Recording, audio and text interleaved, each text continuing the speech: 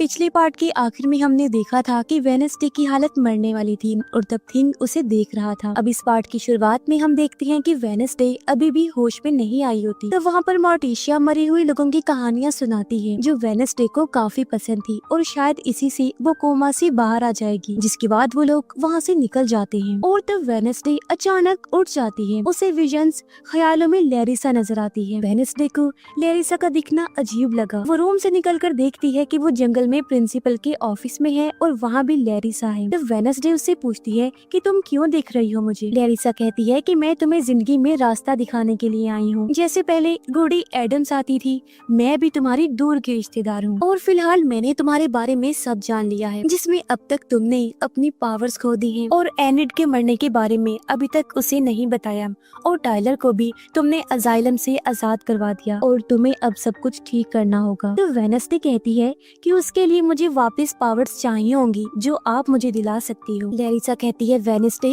तुम्हारी पावर्स तुम्हारे अंदर ही हैं, तुमने उन्हें गलत तरीके से यूज किया था और अब तुम्हें सब ठीक करना होगा, इसीलिए उठ जाओ। दूसरी तरफ जूडी ने रिपोर्टर्स को बताया कि कुछ टाइम पहले हमारे अजाइलम में लाइट चली गई, जिस वजह से सभी खूंखार कैदी आजाद हो गए और उनके काफी सारे लोग मारे गए और काफी सारे कैदियों को हमने वापस कैद भी कर लिया है और अब सिर्फ 3 कैदी बाहर हैं, जिनमें टाइलर और ज़ॉम्बी भी शामिल थी। शेरिफ कहती है अगर वो किसी को भी दिखे तो पुलिस को बताना होगा और टाइलर जख्मी है जो शहर में कहीं पर छुपा हुआ होगा। कुछ देर बाद एक किलर एक्सपेरिमेंट किए जाने वाले आउटकास्ट को ढूंढ ढूंढ कर मार रहा था और ये काम वो जूडी के कहने पर कर रहा था। जूडी ने उसे आखिरी काम प्रोजेक्ट 1938 को ढूंढकर मारने के लिए कहा क्योंकि वो काफी खतरनाक थी। फिर जूडी वहाँ से आकर वेडनेसडे से मिली, जिसमें वो उसके साथ फिर से अच्छी शुरुआत करना चाहती थी। तो वेडनेसडे कहती है कि बहुत जल्द शेरिफ तुम्हारी खुफिया लैब के बारे में पता लगा लेगी। जूडी ने जवाब दिया कि अब तक तो मैंने वहाँ से सभी चीजें हटा दी हैं और आगे से तुम मेरे रास्ते में मत आना। वेडनेसडे कहती है कि रास्ते में आना ही तो मेरा काम है और पेशेंट 1938 कौन है, क्योंकि उसके बारे में तुमने कुछ भी रिकॉर्ड में नहीं लिखा है। ये सुन वो परेशान हो जाती है लेकिन जवाब नहीं देती। तो वेडनेसडे वहाँ से बाहर निकल गई। तभी वेडनेसडे को टाइलर की तरफ से एक नोट मिला जो धमकी थी, जिसमें वो आज रात वेडनेसडे और एनिड को मारने की बात कर रहा था। तो वेडनेसडे भागकर टाइलर के पास जाने लगी, लेकिन तब तक वो वहाँ से गायब हो चुका था। दूसरी तरफ सायरन लड़की ने अपनी माँ को सेफ जगह पर छुपा दिया था क्योंकि उसके डैड उनकी सायरन पावर्स को यूज करना चाहते थे, जिनके बाद वो सायरन की पावर्स को भी यूज करने वाला था। वेडनेसडे वापस उसके रूम में आ गई, तब उसे वहाँ एनिड मिली। वेडनेसडे को यहाँ भी लैरिसा दिखी जो सिर्फ उसे ही नजर आ रही थी। वो एनिड को कहती है तुम्हें घर जाना चाहिए क्योंकि टाइलर हम दोनों को मारने आने वाला है। लैरिसा वेडनेसडे से एनिड को सच बताने के लिए कहती है कि वो मरने वाली है, लेकिन एनिड वहाँ से अपने वुल्फ गैंग के पास जाने के लिए निकल जाती है। कुछ देर बाद वेडनेसडे टाइलर को रोकने के बारे में सोच रही थी, जहाँ लैरिसा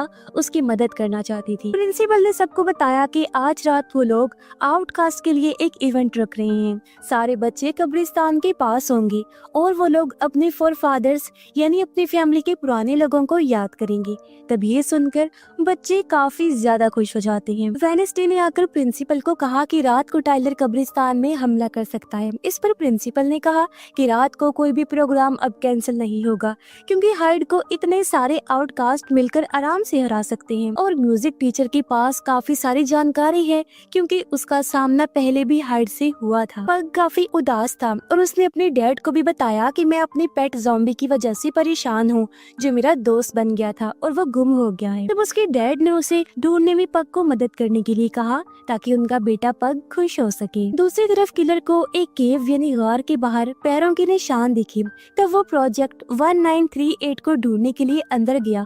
अंदर टाइलर छुपा हुआ था, वो काफी कमजोर था। जहाँ उसे अपने डैड दिखे जो टाइलर से कहते हैं कि तुमने अपने मास्टर को मार दिया है और ये तुम्हारी काफी बड़ी गलती है। तब टाइलर चिल्लाने लगा और उसकी आवाज सुनकर किलर उसी जगह पर आ जाता है। तब पीछे से हाइड आकर उस पर हमला कर देता है और उसने एक ही झटके में किलर की जान ले ली।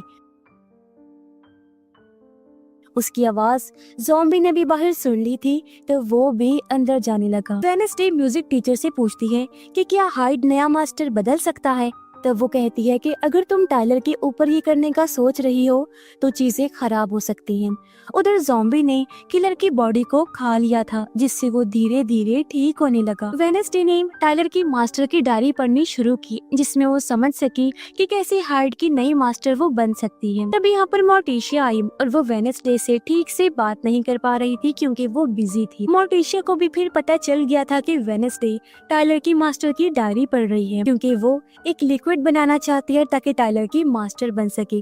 तब मोर्टिशिया और लैरिसा को वेडनेसडे का ये प्लान बिल्कुल ठीक नहीं लगा, क्योंकि उसके पीछे जाना रिस्की था। रात होने पर पग और उसके डैड ज़ॉम्बी को ढूंढते हुए शहर के एक इवेंट में पहुंचे। ज़ॉम्बी ने भी उन्हें देख लिया था और वो उनके पीछे जाता है। पुलिस वालों ने किलर की लाश देखी। उन्हें पता चला कि उस पर हाइड और किलर दोनों के हमलों के निशान थे। ये कैसे हो सकता था, ये चीज उन्हें समझ नहीं आ रही थी। तब इस बारे में शेरिफ ने रेडियो पर बताया। तब रेडियो की न्यूज दूसरी तरफ प्रोजेक्ट 1938 ने भी सुनी, जिसे वेडनेसडे ने आजाद कर दिया था। एग्नेस, जो कि वेडनेसडे की साथी है, उससे आकर मिलती है। उसने बताया कि रात को नाइट शेड की खुफिया मीटिंग होने वाली थी। तो वेडनेसडे ये सुनकर चौंक जाती है और कुछ ही देर बाद सभी नाइट शेड मिलते हैं, जिन्हें एनिड और उसके दोस्त ने बुलाया था। यहाँ वेडनेसडे भी आ गई थी। एनिड ने सबको बताया कि आज रात टाइलर मुझे और वेडनेसडे को मारने वाला है। वेडनेसडे भी बताती है कि जब वो हम दोनों पर हमला करेगा तब मेरा प्लान उसे काबू करने का है, क्योंकि मैं उसकी मास्टर बनने वाली हूँ। जो सुनकर सारे चौंक जाते हैं। फिर वेडनेसडे ने एक लैब में आकर केमिकल तैयार करना शुरू किया, लेकिन लैरिसा को ये चीज सही नहीं लगी, क्योंकि टाइलर ने अपनी मास्टर को भी मार दिया था। लेकिन वेडनेसडे ने पूरा प्लान तैयार कर लिया था और वो लिक्विड को एक इंजेक्शन में भरकर वहाँ से निकल जाती है। पग को जब ज़ॉम्बी के बारे में पता चला कि वो यही है, तो अपने डैड को बाहर छोड़कर वो अंदर उससे बात करने गया। तब ज़ॉम्बी ने कहा, पग मेरे दोस्त, मेरा दिमाग ही मुझे पूरी तरह से ठीक कर रहा है और मेरी मदद यहाँ से भागने में करो, मैं तुम्हें बाद में आकर मिलूंगा। पग मान गया और बाहर आकर उसने अपने डैड से झूठ बोला कि वो नहीं मिला और वो दुखी होने का नाटक करता है। प्रोजेक्ट 1938 मोर्टिशिया से आकर मिली, जिसका असली नाम फेरी था। ये दोनों एक साथ पढ़ती थी। वो मोर्टिशिया से कहती है कि मुझे अपने बेटे को बचाना है, तो प्लीज मेरी मदद करो। तब यहाँ मोर्टिशिया भी समझ जाती है कि फेरी असल में टाइलर की माँ है और दोनों डील करती हैं। रात को सारे आउटकास्ट कब्रिस्तान में आ जाते हैं। यहाँ टाइलर भी आ गया था।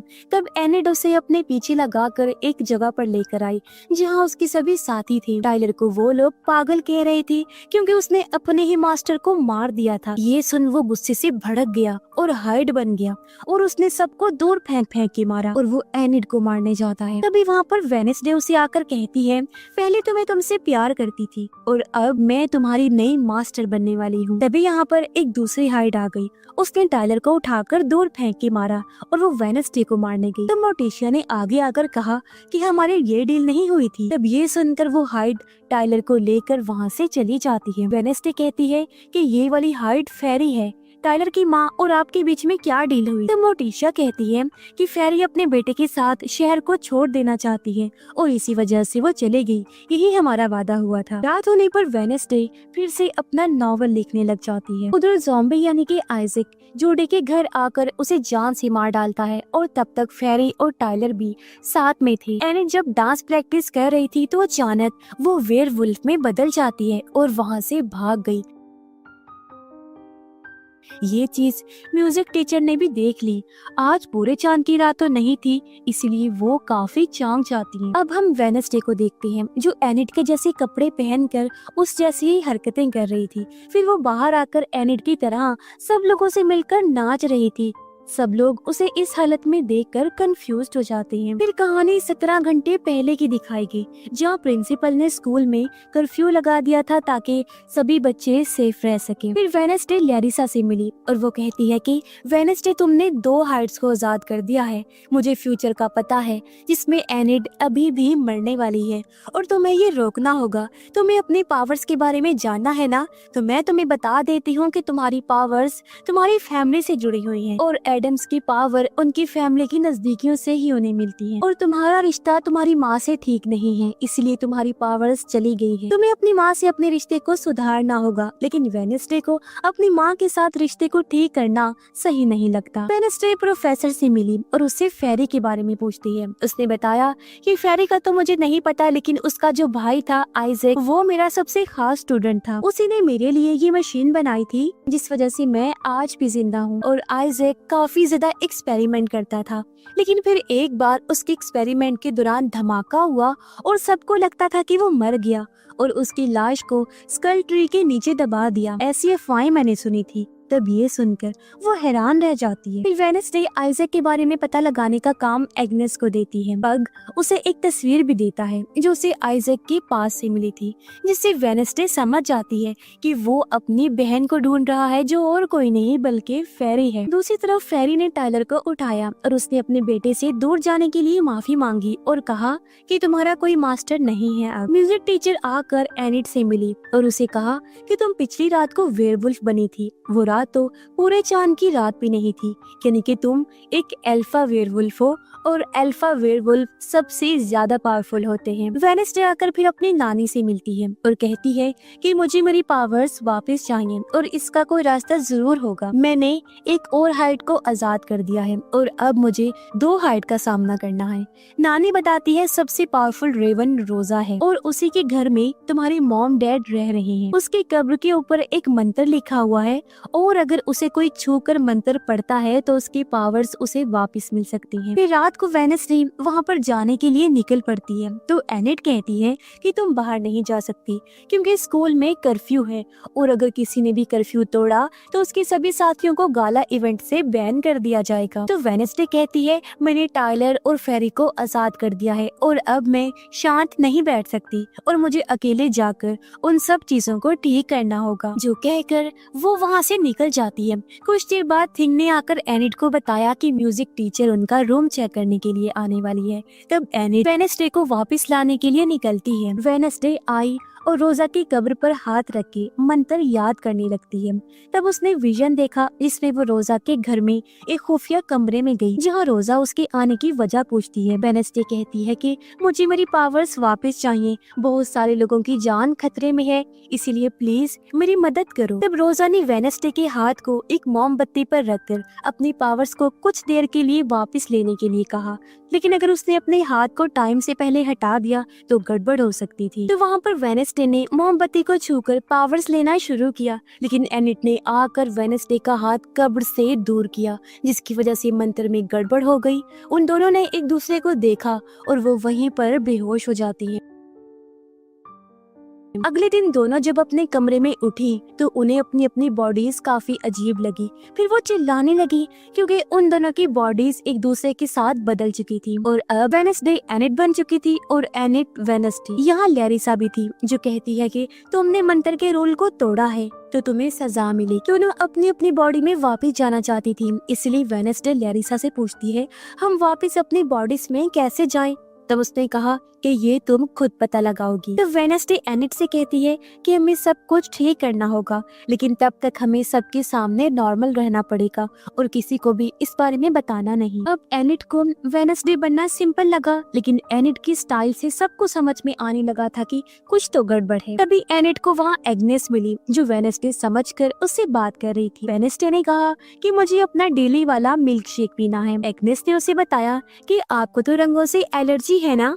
इस पर एनिट ने कहा कि ऐसा तो कुछ नहीं है, वो तो मैंने झूठ बोला था, और वो मिल्क शेक पीकर आगे बढ़ जाती है। एनिट का दोस्त जब उसे मिलने आया तो वेडनेसडे ने उसे काफी मारा और खुद से दूर रहने के लिए कहा, जिससे वो काफी कंफ्यूज्ड हो जाता है कि आज एनिट को क्या हो गया। उधर एनिट को वेडनेसडे की बॉडी में रंगों की वजह से इन्फेक्शन होने लगा और उसके जिस्म पर काफी सारे दाग बन गए थे, लेकिन तभी मोटिशिया ने उसे लगाने के लिए क्रीम दी जिससे वो कुछ ठीक हो गई। आज मोटिशिया को वेडनेसडे थोड़ी अजीब लगती है। उसने फिर वेडनेसडे को बताया कि आज फैमिली डिनर है और तुम्हें आना ही होगा। फिर वो वहाँ से निकल जाती है। तब तक वेडनेसडे कब्र पर वापस आई और उसने हाथ रखा, लेकिन मंत्र बोलकर कुछ नहीं हो रहा था। तब लैरिसा ने बताया कि तुमने ये एनिड के साथ गड़बड़ की थी, तो तुम इसे अकेले नहीं ठीक कर सकती, और पहले भी 2 रेवन ने ये गड़बड़ की थी और 24 घंटे के अंदर वो मर चुकी थी। अब शायद इसी तरह से तुम एनिड को मारने वाली हो। तब वेडनेसडे ये सुनकर चौंक जाती है। दूसरी तरफ फेरी टाइलर का ख्याल रख रही थी, तभी दरवाजे पर नॉक हुआ। उनके अंडरग्राउंड फैसिलिटी में इस बार आइजैक आ चुका था। फेरी उसे जिंदा देखकर चौंक गई, क्योंकि उसका भाई आइजैक मर चुका था। लेकिन आइजैक ने बताया, बहन मैंने तुम्हें काफी ज्यादा मिस किया। फिर वो दोनों बहन भाई मिलकर बहुत खुश होते हैं और वो अपने भांजे टाइलर को देखकर भी खुश होता है। तभी फेरी की तबीयत खराब होने लगी और उसने आइजैक को बताया कि हाइड ज्यादा दिनों तक जिंदा नहीं रह सकती, और आइजैक हमेशा से यही चाहता था कि वो अपनी बहन की पावर्स को खत्म करके उसे नॉर्मल इंसान बना सके। आइजैक ये भी बताता है कि मैंने जूडी को मार दिया है, जो सुनकर फेरी खुश हो जाती है। तो उसी तरफ वेडनेसडे अपना म्यूजिक बजा रही थी, तो वहाँ पर म्यूजिक टीचर आकर उसकी तारीफ करती है। उसने कहा कि तुम अब वेडनेसडे की तरह ही बनती जा रही हो, और उसे शांत रहने के लिए कहा, क्योंकि एनिड अब कभी भी वेयरवुल्फ बन सकती थी, इसीलिए उसे स्कूल के केज पिंजरे में बंद रहना होगा। तब वेडनेसडे एनिड के बारे में ये जानकर चौंक गई और उसे रोजा आकर बताती है कि तुम्हें अपनी बॉडी में जाने के लिए सुबह तक का वक्त मिला है, और अगर तुम नहीं गई तो तुम मारी जाओ। उधर एनिड ने वेडनेसडे की नॉवल की मदद से उसके और उसकी फैमिली के बारे में जानने का फैसला किया, क्योंकि उसे फैमिली डिनर पर जो जाना था, जिसमें वेडनेसडे अपने सभी करीबी लोगों के बारे में लिखती थी। तब एनिड को पता चला कि वेडनेसडे उसे बेवकूफ लड़की समझती थी, जिसमें वो हमेशा एनिड को बचाती है। तब एनिड अपने बारे में ये पढ़कर भड़क जाती है। फिर एनिड ने उसे डेमो देने का फैसला किया और वो अपनी स्टाइल में वापस आकर स्कूल में घूम रही थी और डांस कर रही थी, लेकिन फिर से रंगों की वजह से उसे इन्फेक्शन होने लगा। तो वो चिल्लाने लगी, उसकी हालत बहुत खराब हो गई थी और ये चीज वेडनेसडे ने भी देख ली थी। उधर वेडनेसडे को पता चला कि एनिड का दोस्त किसी और लड़की से भी बात करता है, इसीलिए वो एनिड की तरफ से उससे रिश्ता तोड़ लेती है। तभी वहाँ पर म्यूजिक टीचर ने आकर वेडनेसडे को केज में जाने के लिए कहा, क्योंकि उसके बाहर रहने से खतरा हो सकता था। एग्नेस आकर एनिड से मिली, यानी वेडनेसडे से, और उससे पूछती है कि आप एनिड का फोन क्यों यूज कर रही हो, और एनिड केज में है और उसने अपने दोस्त से भी रिश्ता तोड़ लिया है। अब एनिड ये सुनकर भड़क गई। एग्नेस ने फिर बता दिया कि आप तो उस लड़की को मरने से बचा रही हो, जैसे आपने विजन में देखा था। तब ये सुनकर भी एनिड काफी हैरान रह जाती है। एग्नेस कहती है कि एनिड मुसीबत है, आपको उसे छोड़ देना चाहिए, क्योंकि आपको मेरे जैसी फ्रेंड की जरूरत है, वो बेवकूफ लड़की है। तब एनिड भड़क कर कहती है कि तुम लूजर हो, मेरी तरह बनना चाहती हो, मैं तो सिर्फ तुम्हें यूज करती हूँ अपने कामों के लिए। तब एग्नेस इस बात से दुखी हो गई और वहाँ से चली जाती है। उधर एडम्स फैमिली में डिनर चल रहा था और एनिड को खाना पसंद नहीं आ रहा था। मोर्टिशिया ने फिर अपने दोनों बच्चों को सच बताने के लिए कहा, क्योंकि वो स्कूल में गड़बड़ कर रहे थे। तब पग बताता है कि मेले में मैंने ज़ॉम्बी को देखा था, लेकिन डैड से झूठ बोला और इस बात के लिए वो अपने बाप से माफी मांगता है। तब उसके डैड पग को सजा देने के लिए उसे वहाँ से बाहर ले जाते हैं। तब वहाँ मोर्टिशिया और एनिड बैठे थे। मोर्टिशिया को आज वेडनेसडे थोड़ी अजीब लगी और उसने लैरिसा को सामने आने के लिए कहा, क्योंकि वो उसे फील कर सकती थी। यानी अब लैरिसा मोर्टिशिया को भी दिखने लगी, लेकिन एनिड उसे नहीं देख पा रही थी। लैरिसा ने बताया कि मैं वेडनेसडे को रास्ता दिखाने के लिए आई हूँ, और असल में ये वेडनेसडे नहीं बल्कि एनिड है, क्योंकि तुम्हारी माँ ने उसे रोजा के पास भेजा और अब उनकी बॉडीज बदल चुकी हैं। तब एनिड ने कहा कि हाँ यही सच है, और वेडनेसडे स्कूल के अंदर एक केज में है। लैरिसा कहती है कि हमें उन्हें आजाद करना होगा, वरना उनकी जान खतरे में हो सकती है। तब मोर्टिशिया ने एनिड को जाकर वेडनेसडे को आजाद करने के लिए कहा, जिसे वो दोनों साथ में मिलकर हमेशा जिंदा रह सके। दूसरी तरफ स्कूल में ऑफिसर से आइजैक आकर मिला। ऑफिसर ने कहा कि तुम तो मर चुके थे और तुम्हारा वापस जिंदा होना कुदरत के कानून के खिलाफ है। तब उसने कहा कि मैं साइंस की वजह से जिंदा हूँ। ऑफिसर कहता है ये बहुत गलत है, और तब आइजैक कहता है कि आप भी तो मेरे साइंस के एक्सपेरिमेंट की वजह से जिंदा हो, और अब मुझे मेरी मशीन वापस चाहिए। फिर आइजैक ने ऑफिसर के मशीन पावर सोर्स को निकाल दिया, जिससे ऑफिसर फौरन मारा जाता है, और तब आइजैक उसे खाने लगता है। ये चीज एग्नेस ने भी देख ली और वो चिल्लाते हुए वहाँ से डरकर भाग गई। फिर आइजैक बाहर अपनी कार में आया जहाँ उसके साथ टायलर और फेरी भी थी। आइजैक ने बताया कि उस स्कूल की मशीन को पावर सोर्स मैं दे दूंगा, जिससे फेरी के अंदर से हाइड को मैं निकाल दूंगा। वो लोग फिर आगे बढ़ जाते हैं। तब उनकी कार में एग्नेस भी थी। जी हाँ, उसके साथ कार में जूडी की लाश भी थी, जिसे देखकर वो डर जाती है। उधर स्कूल के केज में वेडनेसडे आकर एनिड से मिली। फिर एनिड ने कहा कि एग्नेस ने मुझे बताया है कि मैं मरने वाली हूँ और मुझे अब तुम पर भरोसा नहीं है और कैसे भी मुझे वापस अपनी बॉडी में जाना है। तभी एनिड को एग्नेस का फोन आया और उसने बताया कि मैंने आइजैक को ढूंढ लिया है और फिलहाल वो टायलर और फेरी के साथ जा रहा है और मैं उसकी कार की डिग्गी में छुपी हुई हूँ, जिसमें मेरे साथ जूडी की लाश भी है और मैंने आपको लोकेशन भेज दी है। तब वेडनेसडे ने उसका पीछा करने का फैसला किया और वो एनिड के साथ वहाँ से निकल जाती है। कुछ देर बाद पावर सोर्स से विलो हॉल स्कूल की मशीन को आइजैक ने स्टार्ट कर दिया था, जो कि उसने ही बनाई थी और वो अपनी बहन को अब हाइड बनने के कर्ज शराब से आजाद करने वाला था।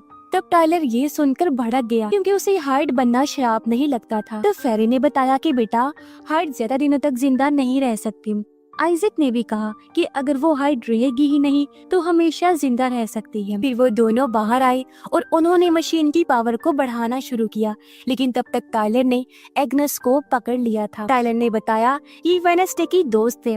आइजैक ने उसे केज में बंद करने के लिए कहा क्योंकि वो एक्सपेरिमेंट के बाद एग्नेस को खाने वाला था, लेकिन तब तक वहाँ वेडनेसडे और एनिड भी आ चुकी थी और दोनों ने देखा कि आइजैक फेरी को मशीन की पावर से ठीक कर रहा था। तो वेडनेसडे ने एग्नेस को आजाद करवाने की कोशिश की। तब टायलर आ गया, लेकिन पीछे से एनिड ने टायलर पर हमला किया। तब वेडनेसडे ने टांग मारकर टायलर को दूर फेंका और वहीं पर वो बदलने लगी, वो वेयरवुल्फ बन रही थी।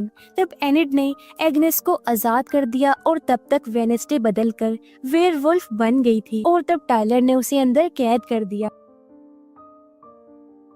एग्नेस ने इनविजिबल होकर मशीन में गड़बड़ करना शुरू कर दिया।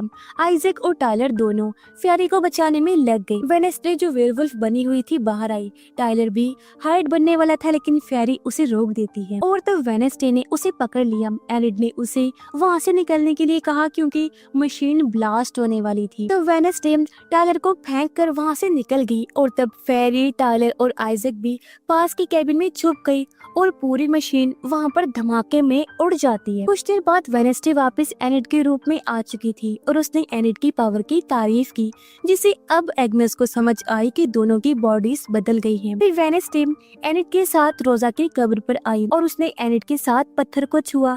फिर दोनों ने एक दूसरे के बारे में बताना शुरू किया, जिसमें एनिड कहती है कि वेडनेसडे तुम काफी बहादुर हो।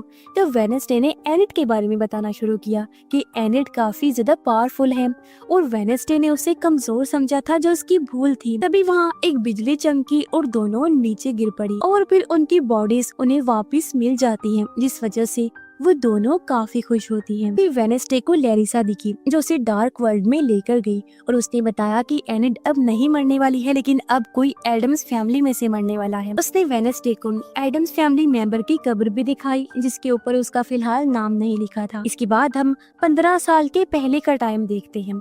हमें पता चलता है कि सायन लड़की का बाप और प्रिंसिपल आपस में दोस्त थे और वो प्रिंसिपल ही था जो दोनों माँ बेटे की सायरन पावर्स का यूज करके पैसे कमाना चाहता था और ये काम वो सायरन के बाप से भी करवा रहा था। यही वजह थी कि दोनों माँ बेटे उससे दूर रहती थी। वेडनेसडे एनिड को बताती है कि अब तुम मरने वाली नहीं हो और मेरी फैमिली में से कोई मरने वाला है। एग्नेस कहती है कि मैंने आइजैक की फाइल ढूंढ ली है, जिसे तुम पढ़ सकती हो। कुछ देर बाद वेडनेसडे आकर अपनी फैमिली से मिली। उसने अपने मॉम डैड को बताया कि आप दोनों के काफी सारे राज हैं, जो कि मुझे कभी भी पता नहीं चले, जिसमें पग का ज़ॉम्बी असल में आइजैक है और डैड वो तो आपका रूममेट और दोस्त भी था ना। तब उसके डैड ने बताया कि वो मेरा दोस्त था, लेकिन जो बूढ़ा आदमी यानी जूडी का बाप एक्सपेरिमेंट्स करता था, वो आइजैक को अपने काम के लिए इस्तेमाल करता था और मैं बस आइजैक को बचाना चाहता था। तो वेडनेसडे कहती है कि अब वो पूरा जिंदा हो चुका है और फेरी के साथ वो मिल चुका है फिर वो अपनी मॉम को बताती है कि अब एनिट नहीं बल्कि हमारी फैमिली में से कोई मरने वाला है। म्यूजिक टीचर एनिट को कहती है कि 2 दिनों में पूरे चांद की रात आने वाली है और उस रात को अगर तुम वेयरवुल्फ बनी तो जिंदगी भर तुम वेयरवुल्फ ही बनी रहोगी। इसके बाद और भी बुरी चीजें हो सकती हैं, जिसमें अगर तुम अल्फा वेयरवुल्फ बनती हो तो दुनिया के सभी वुल्फ तुम्हें ढूंढ कर मारने के लिए आएंगे, इसलिए तुम्हें अपनी जान बचाने के लिए रोज रात को केज में ही रहना पड़ेगा। उधर वेडनेसडे फेरी, आइजैक और टायलर की लोकेशन पर आई, जहां उसे एक बटरफ्लाई मिली, जिसे लेकर वो पग के साथी के पास आई। अब ये बटरफ्लाई आइजैक इन्हीं ज़ॉम्बी की थी। ये जानकर पग खुश होता है। तब पग के दोस्त ने बताया कि बटरफ्लाईज अपने मालिक के पास आती जाती रहती हैं और ये खुद ही आइजैक को ढूंढ लेंगी। पग बताता है कि मेरा कोई दोस्त नहीं था, इसलिए मैंने आइजैक को दोस्त बनाया था, जो कहकर वो चला जाता है। अब वेडनेसडे बटरफ्लाई का यूज करके आइजैक को ढूंढने का काम पग के साथी को देती है। प्रिंसिपल वेडनेसडे की नानी को स्कूल का नया डिजाइन दिखाता है, जो कि वो गाला इवेंट में रखने वाला था।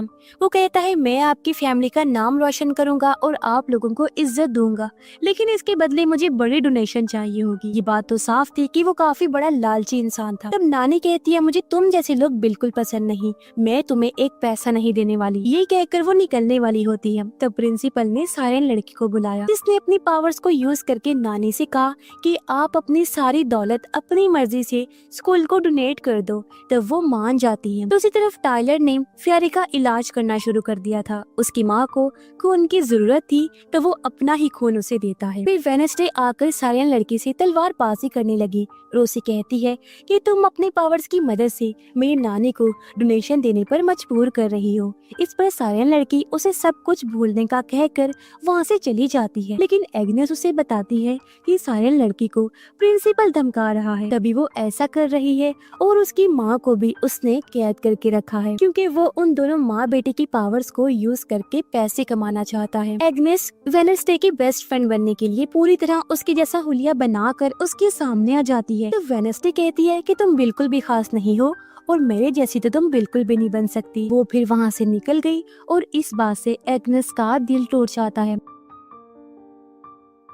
प्रिंसिपल फिर फेरे लड़की के डैड को मार देता है, जो उसका साथी था, क्योंकि उसने उसके साथ काम करने से मना कर दिया था। रात को गाला इवेंट शुरू हो गया था और एडम्स फैमिली समेत सभी लोग भी वहाँ आ गए थे। एनिट का दोस्त उसके साथ नहीं था, क्योंकि वो अपने पुराने दोस्त के पास चला गया था। तब एनिड एक जगह पर आई और वो काफी दुखी हो रही थी। तब उसे वहाँ पर एग्नेस मिली, जो भी दुखी थी। एग्नेस ने बताया कि मैं वेडनेसडे जैसा बनना चाहती हूँ, लेकिन वेडनेसडे को मेरी बिल्कुल परवाह नहीं है। तब एनिड कहती है कि तुम्हें खुद की तरह जीना सीखना होगा और तुम्हें वेडनेसडे बनने की कोई जरूरत नहीं है। तब एग्नेस को उसकी बात अच्छी लगी। इस दौरान एनिट के क्लासमेट ने साइलेंट लड़की की माँ को एक रूम से आजाद कर लिया होता है। फिर वेडनेसडे ने इस बारे में आकर एनिट को बताया कि साइलेंट की माँ अब आजाद हो चुकी है और उन्हें अब प्रिंसिपल को रोकना होगा। और एग्नेस, मुझे तुम्हारी मदद चाहिए ताकि प्रिंसिपल के तावीज को हम निकाल सके, और अच्छा हुआ तुमने अपने खुद की पहचान बना ली है। जो सुनकर वो काफी खुश होती है। कुछ देर बाद वहाँ पर डांस शुरू हुआ, जिसमें एनिड ने इस बार एग्नेस के साथ डांस किया। ये कमाल का डांस कर रही थी। इस दौरान एग्नेस इनविजिबल होकर प्रिंसिपल के पास आई और उसने प्रिंसिपल का तावीज निकाल लिया। फिर उसने एनिट के साथ डांस को खत्म किया, जिससे सभी लोग काफी खुश हुए। कुछ देर बाद साइलेंट लड़की प्रिंसिपल को स्टेज पर आने का कहती है। वो जब आया तो साइलेंट अपनी पावर से उसे कहती है कि सबको सच बताओ। तब प्रिंसिपल ने सबको बताना शुरू किया कि उसने सबसे पहले साइलेंट लड़की को मजबूर किया कि वो मोर्टिशिया और नानी के पास से बड़ा डोनेशन निकाल ले, लेकिन मोर्टिशिया इस चीज में फेल हुई। तब प्रिंसिपल ने साइलेंट लड़की की माँ को भी कैद किया और नानी की पूरी जायदाद को साइलेंट की पावर से लूटने की कोशिश की। वो कहता है मैंने पैसे अपने साथी साइलेंट के बाग को भी देने थे, लेकिन वो गद्दारी पर उतर आया और मैंने उसे मार डाला। जो सुनकर सभी चौंक जाते हैं। अब प्रिंसिपल को होश आ गया, इसलिए वो साइलेंट लड़की को पकड़ लेता है और उसे मारने की धमकी देने लगता है। तभी उसने गलती से आग ऊपर झूमर में भी छोड़ दी थी, इससे साइलेंट आजाद हो गई और एनिड की क्लासमेट ने अपनी मेडुसा की पावर का यूज करके प्रिंसिपल को पत्थर का बना दिया। तब ऊपर से झूमर उस पर गिरता है और प्रिंसिपल वहीं मारा जाता है। तब ये देखकर नानी काफी ज्यादा खुश हुई और वेडनेसडे का शुक्रिया अदा करती है, क्योंकि वो अपने सारे पैसों को खोने से बाल बाल बची थी। तभी वहाँ पर वेडनेसडे को पग के साथी ने आकर बताया कि क्योंकि उसी बटरफ्लाई से पता चल गया है कि आइजैक कब्रिस्तान में है। तब मोर्टिशिया देखती है कि पग भी वहाँ से गायब है। उधर पग कब्रिस्तान में था, तब उसे आइजैक आकर मिला, जिसका अब पूरा इंसानी जिस्म आ चुका था। उसे पग की मदद की जरूरत थी, इसीलिए वो पग को बेहोश करके पकड़ लेता है। कुछ ही देर बाद वहाँ पर वेडनेसडे और पग का साथी आ जाते हैं, लेकिन वहाँ पर सारी बटरफ्लाईज ही बचे थे। इसी वेडनेसडे समझ गई कि पग को आइजैक ने कैद कर दिया है। जंगल में पुलिस वाले पग को ढूंढ रहे थे क्योंकि वो अभी भी गायब था, और वेडनेसडे को समझ नहीं आ रही थी कि आइजैक को पग से क्या मिलेगा, क्योंकि वो किसी काम का नहीं था, और इस बारे में मोर्टिशिया और उसके हस्बैंड को भी समझ नहीं आ रहा। शेरिफ उनसे कहती है कि हो सकता है उनसे कोई बदला ले रहा हो। तब वेडनेसडे उनकी बातें सुन रही थी। फिर वेडनेसडे और मोर्टिशिया साथ में लैरिसा को बताने लगी कि उन दोनों को नानी की मदद लेनी होगी, क्योंकि तीनों अपनी पावर्स को यूज करके पग को ढूंढ सकती हैं। कुछ देर बाद मोर्टिशिया ने अपनी माँ को आधे रास्ते से ही वापस बुला लिया। फिर तीनों ने साथ में मिलकर अपनी पावर्स को यूज करना शुरू किया। जहाँ वेडनेसडे को विजन दिखे, उसने देखा कि मोर्टिशिया और उसके हस्बैंड ने सालों पहले आइजैक को मारकर उसकी लाश को जमीन में गाड़ दिया था। फिर वेडनेसडे ने होश में आकर मोर्टिशिया को इसके बारे में पूरा सच बताने के लिए कहा। तो मोर्टिशिया ने बताया कि आइजैक जिस दिन मरा था, उस रात मैं और मेरे हस्बैंड दोनों आइजैक के साथ, जिसमें आइजैक अपनी मशीन को बनाकर अपनी बहन को ठीक करना चाहता था, और इस मशीन को काफी ज्यादा पावर चाहिए थी, जिसमें आइजैक ने मेरे हस्बैंड यानी तुम्हारे पापा की मदद ली, क्योंकि उनके पास भी बिजली को कंट्रोल करने की पावर थी। इसीलिए उन्होंने अपने दोस्त आइजैक की मदद करने की कोशिश की, लेकिन आइजैक ने अपनी पावर से उनकी सारी पावर्स छीन लेने की कोशिश की, क्योंकि इन्हीं पावर से वो फेरी को ठीक करना चाहता था। इस चीज में मेरे हस्बैंड की जान खतरे में थी, लेकिन तब मोर्टिशिया ने आइजैक पर हमला करके उस मशीन को बर्बाद कर दिया। इसमें आइजैक मारा गया, लेकिन फेरी बच गई। और इस हादसे में मेरे हस्बैंड यानी तुम्हारे डैड ने अपनी पावर्स खो दी, और बूढ़े साइंटिस्ट ने भी उन दोनों को धमकाया कि अगर उन्होंने सबको सच बताया तो वो लोग मर्डर केस में फंस सकते हैं। इसीलिए हम दोनों ने मिलकर आइजैक को कब्र में गाड़ दिया था, जो कि आइजैक ने मेरे हस्बैंड के लिए खो दी। वेडनेसडे कहती है कि फिर से वो यही करने वाला है, बस वो इस बार पापा की जगह पग की पावर्स को यूज करने वाला है, और मैं अपने भाई को कुछ होने नहीं दूंगी। उधर आइजैक पग को खाना देता है, साथ ही वो अपनी बहन के साथ काफी खुश था, और वो दोनों इस जिंदगी को सुधारने वाले थे। लेकिन वहाँ पर फेरी ने आइजैक को थोड़ी सी चीजें बदलने के लिए कहा, तब वो मान गया। वहीं पर टाइलर आया और उसने पग के थोड़े से कपड़े शहर की दूसरी तरफ छोड़ दिए थे, जिससे कोई उन तक पहुँच ना सके। तो ये सुनकर आइजैक काफी खुश हो जाता है, क्योंकि वो वेडनेसडे के सामने उसके भाई को मारना चाहता था। फिर एनिट केज में जाने के लिए निकली, क्योंकि आज रात पूरे चांद की रात थी और वो किसी भी तरह से वेयरवुल्फ नहीं बनना चाहती थी। उधर पग का साथी वेडनेसडे को कहता है कि ये बटरफ्लाईज 48 घंटों में मर जाती हैं, और मैंने भी पग पर ध्यान नहीं दिया, अगर दिया होता तो वो मेरा अच्छा दोस्त बन जाता। तो वेडनेसडे कहती है कि मेरे भाई ने जो भी गलतियां की हैं उसकी जिम्मेदार मैं हूँ। कुछ देर बाद पग के साथी ने आकर वेडनेसडे को आइजैक का दिया हुआ गिफ्ट दिया। तो वेडनेसडे ने देखा कि आइजैक ने रात को उसे कब्रिस्तान में उसके भाई को बचाने के लिए बुलाया है। वेडनेसडे रात को कब्रिस्तान में पहुंची, जहां आइजैक ने पग को पकड़ा हुआ था। वेडनेसडे ने पग को आजाद करने के लिए कहा, और थिंग ने छुपकर आइजैक पर हमला कर दिया, लेकिन उसे पहले से ही इस बारे में पता था, इसलिए टाइलर ने आकर थिंग को भी पकड़ लिया। फिर आइजैक ने वेडनेसडे को बताया कि थिंग कभी भी तुम्हारी फैमिली से नहीं था, और फिर उसने दिखाया कि थिंग उसी का हाथ था जिसे मोर्टिशिया ने काट दिया था। इससे वेडनेसडे समझ जाती है कि थिंग असल में आइजैक का कटा हुआ हाथ होगा, और कहानी हमें पास्ट की दिखाई गई, जिसमें आइजैक अपने पावर्स को यूज करने वाला था, तब मोर्टिशिया ने इसी हाथ को काट दिया था। तब आइजैक अपने पावर्स को ठीक से यूज नहीं कर पाया, इस वजह से मशीन फट पड़ी, और मशीन से थिंग जिंदा हो चुका था। और फिर वो मोर्टिशिया और उसके हस्बैंड को मिला। प्रेजेंट में आइजैक ने थिंग को अपनी बॉडी से जोड़ दिया था, और उसे सीने के बाद वो पूरी तरह से आइजैक के जिस्म का हिस्सा बन चुका था। और फिर आइजैक ने वेडनेसडे को पकड़ लिया और उसे जमीन में पूरी तरह से गाड़ कर उसके ऊपर काफी ज्यादा मिट्टी डाल दी थी, और उसे वहीं पर मरने के लिए छोड़ देता है। फिर वो तीनों वहाँ से निकले और स्कूल की लैब में जाने वाले थे, लेकिन तब वहाँ पर छुपकर एग्नेस ने ये सभी चीजें देख ली थी। फिर एग्नेस ने आकर इस बारे में एनिट को बताया कि वेडनेसडे को जमीन के नीचे गाड़ दिया गया है। फिर वो दोनों आकर जमीन खोदने लगे, लेकिन इस चीज में काफी वक्त लग रहा था और वेडनेसडे मरने वाली थी। लेकिन एनिट को वेडनेसडे को बचाना था और उसके पास एक ही रास्ता था। लेकिन मुसीबत की बात कि आज पूरे चांद की रात भी थी, इसलिए एग्नेस उसे ऐसा करने से मना करती है। लेकिन एनिट अपनी दोस्त को बचाने के लिए कुछ भी कर सकती थी, इसलिए वो खुद से वेयरवुल्फ बन जाती है और उसने जमीन खोदकर फिर वेडनेसडे को भी बाहर निकाल लिया। वेडनेसडे होश में आ गई और उसने एनिट को वेयरवुल्फ के फॉर्म में देखा और वो दुखी हो जाती है क्योंकि एनिट अब हमेशा के लिए वेयरवुल्फ बनने वाली थी। तब एनिट वहाँ से भाग जाती है, इसलिए वेडनेसडे ने एग्नेस को उसके पीछे जाने के लिए भेजा। तभी यहाँ मोर्टिशिया, उसका हस्बैंड और लैरिसा भी आ गई थी और अब इन सबको मिलकर पग को बचाना था।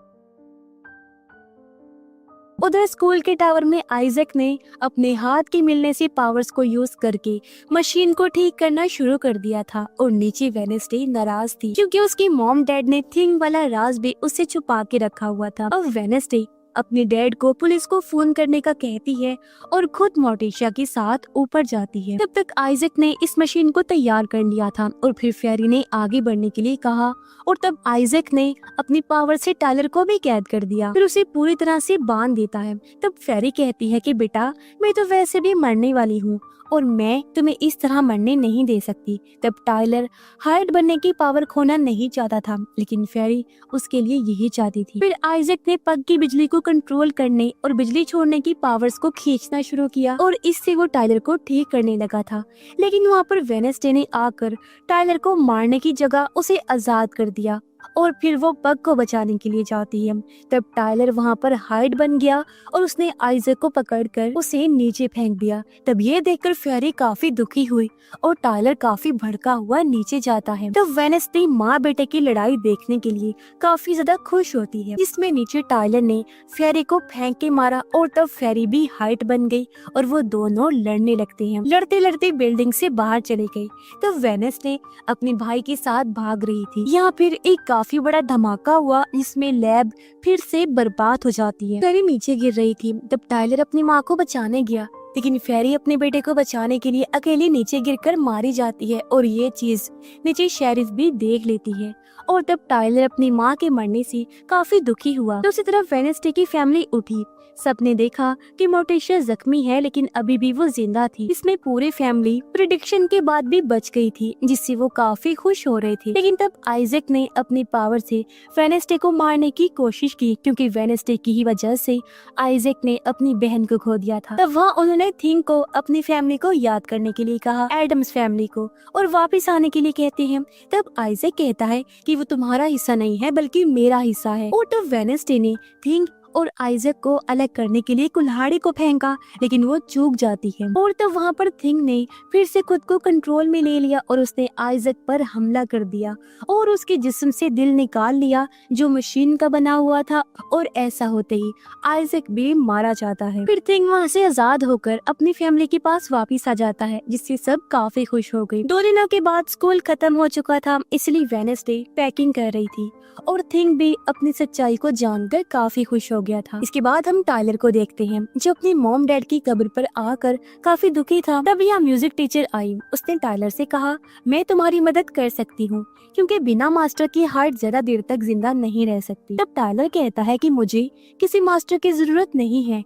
और तब टीचर ने कहा कि मैं हाइड को काफी अच्छे से जानती हूँ, क्योंकि मेरे डैड भी हाइड थे और हाइड के ग्रुप के बारे में मुझे काफी जानकारी है। तब टायलर म्यूजिक टीचर के साथ जाने के लिए मान जाता है। उधर पग और उसका दोस्त भी हमेशा साथ रहने का वादा करते हैं, इसमें वो बेस्ट फ्रेंड बन जाएंगे। मोर्टिशिया वेडनेसडे को उसकी आर्ट की डायरी देती है, क्योंकि अब वो वेडनेसडे से कोई बात छुपाना नहीं चाहती थी, जिससे वेडनेसडे भी काफी खुश होती है। और तब लैरिसा दोनों को साथ में देखकर खुश हुई और कहती है कि तुम्हारी माँ के साथ तुम्हारा रिश्ता ठीक हो गया है, इसलिए अब तुम्हारी पावर्स भी तुम्हें वापिस से मिल जाएंगी और मेरा काम यहाँ पर खत्म हुआ, तो अब मुझे जाना होगा। फिर लैरिसा वेडनेसडे को बाय बोलकर हमेशा के लिए वहाँ से चली जाती है। कुछ देर बाद वेडनेसडे को लेने के लिए यहाँ पर अंकल आए। वेडनेसडे खुश थी और दोनों निकलने लगी।